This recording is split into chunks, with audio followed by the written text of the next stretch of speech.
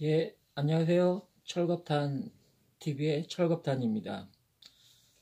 오늘은 제가 말씀드릴 주제는 군대에 대한 그 사망사고에 대해서 좀 말씀드릴 게 있어가지고 제가 용기를 좀 내서 좀 이렇게 말씀드리려 합니다. 이렇게 좀 사회나 인권단체에서 좀 알게 되면은 좀 거기서 좀 인권단체에서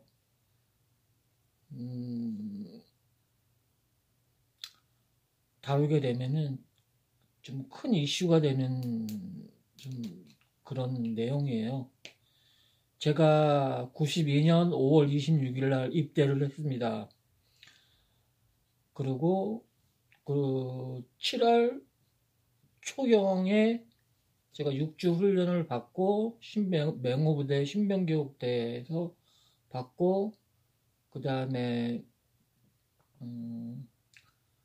수색대대 이제 이중대로 제가 지금 배속 전출을 가게 됐습니다. 전출이 아니라 거기에 이제 배속 받아가지고 따울백 메고 바로 옆 신교대하고 옆 부대예요. 근데 제 동기가 6명이 갔는데, 근데 또 1주차로 또 터울이 한 명이, 아니, 동기가 또 한 명이 있었습니다. 제가 262기니까 263기겠죠. 거기에 이제 실명 거론해도 모르겠네요. 거론할게요, 그냥 아예. 장호범이라고, 나이는 동갑이고 저보다 일주일 후배였습니다. 근데 일주일 다니면 다 동기 먹죠. 제가 맨 처음에 병으로 입대를 했으니까. 근데 이제 기갑부대니까는 그때는 주특기가 둘 다 그 신교대에서 간 사람들은 전부 다 돌기갑이라 그래가지고 정식 그 교육을 받지 않고 바로 그냥 입대를 바로 탱크 이제 뭐 탄약수 교육을 받고 자대에서 교육을 받고 이제 탄약수 임무 수행을 하는 인원도 있었고, 그 다음에 경수색이라고 해가지고 장갑차 이제 타는 이제 경수색으로 가는 경우도 있고 이제 그런 경우가 많았습니다. 근데 제 주특기는 그때 당시에는 이제 보병이었습니다. 1111. 그래서 병장 때까지 안 다룬 장비가 없었습니다. 무전병도 해봤었고요.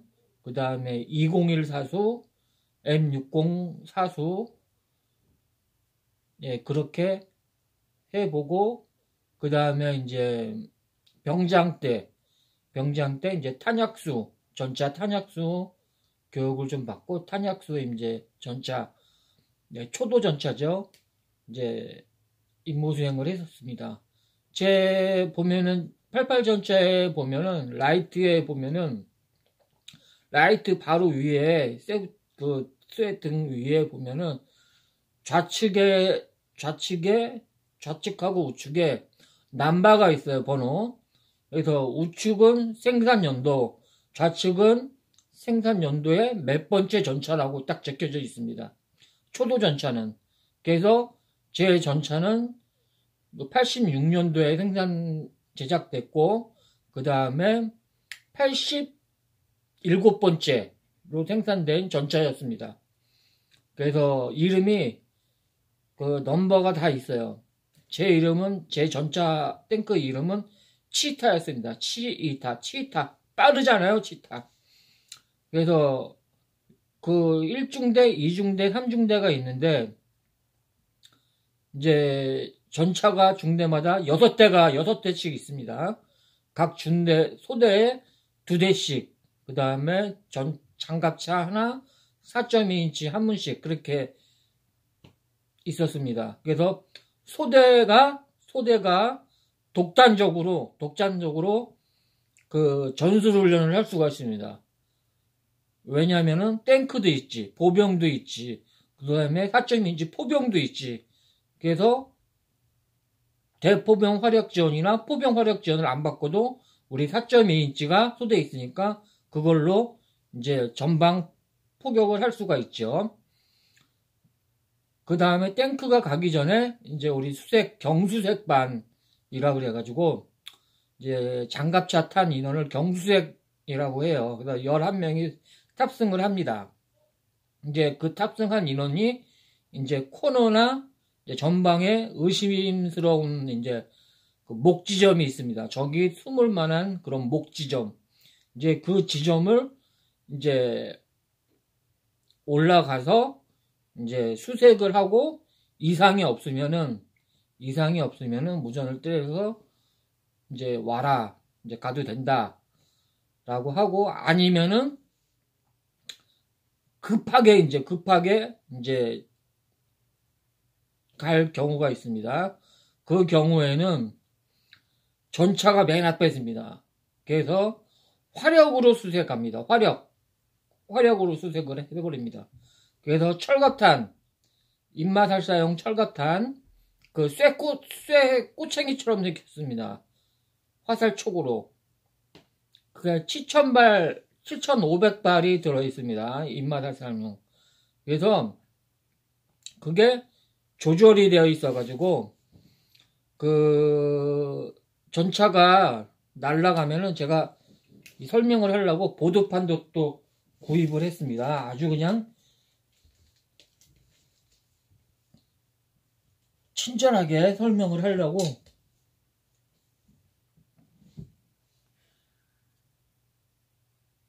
여기에 보면은 전차가 이렇게 있으면은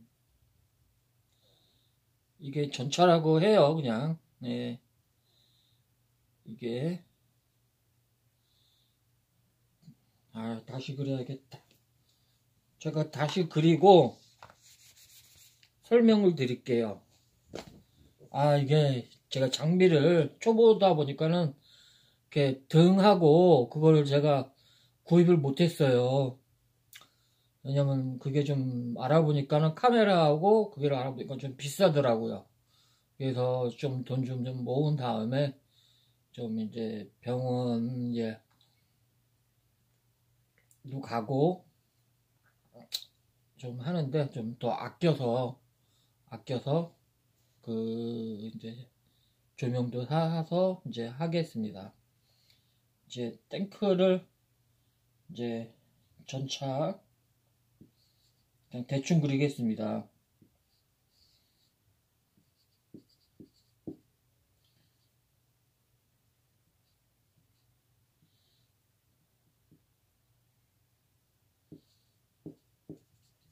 (80m에서) 폭발을 합니다.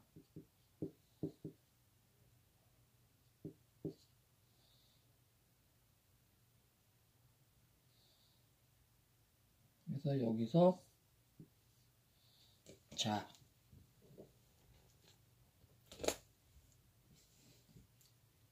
대충 보셨나요? 포를 빵 쏘면은 이제 포신에서 80m 지나가면은 80에서 100m 지나가면은 이제 그 포가 또 폭발하게 됩니다.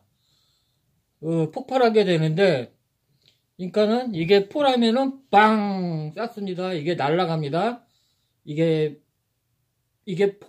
포신이라 그러면 이게 철갑탄입니다. 빵 날아갔으면은 80m에서 여기서 또 2차 폭발을 합니다.